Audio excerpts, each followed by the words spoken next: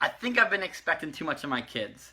During this quarantine, at this point, they've been spending a lot of time together, and because of the bad weather, a lot of it's spent inside. And so they're fighting a lot when they're stuck inside. And I keep thinking to myself, like, can't these kids just get along?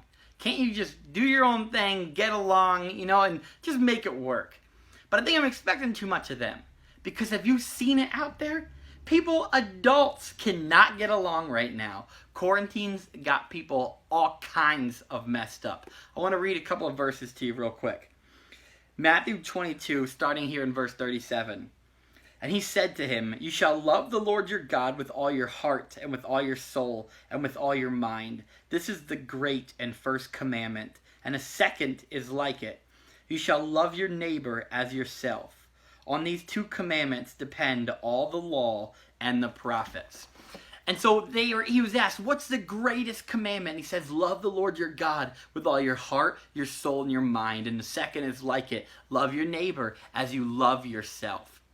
And have you ever tried that second one? Loving your neighbor as you love yourself? And now I'm not talking about your next door neighbor. I'm talking about people that you come into contact with. Whether it's people you know, or right now, maybe it's your friends or family, or definitely during this time of this season of life, maybe it's your own family where they're driving you bonkers.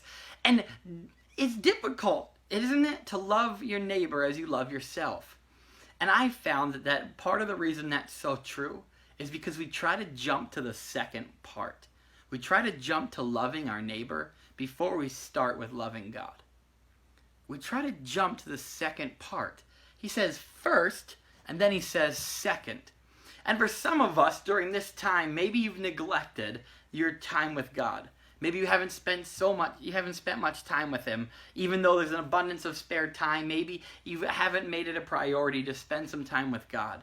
And I think we're cheating ourselves there.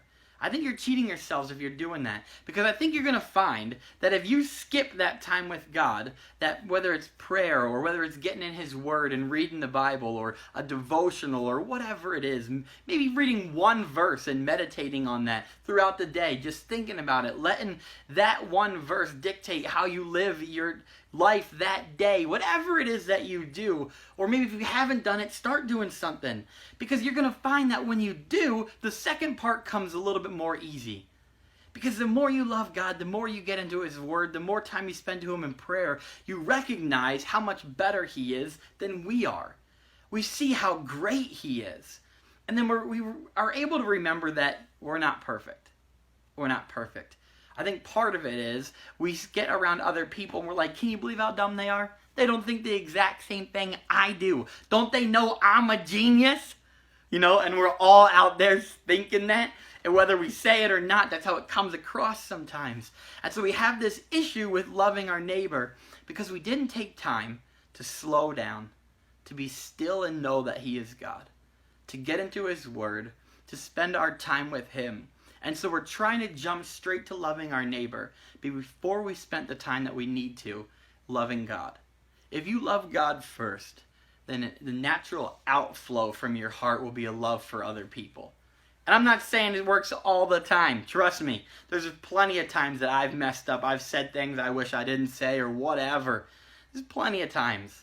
But it's often the time when I recognize, in that moment, I was putting myself first. I was thinking from my own understanding, and I wasn't thinking about it from a perspective that God offers us and in his word. And so slow down, be still, know that he is God, spend time with God first, and that loving your neighbor, whether it's your neighbor or your coworker or your wife and kids, you're stuck at home, maybe that's who it is. It becomes easier to love them because you started at the right place and you love God first.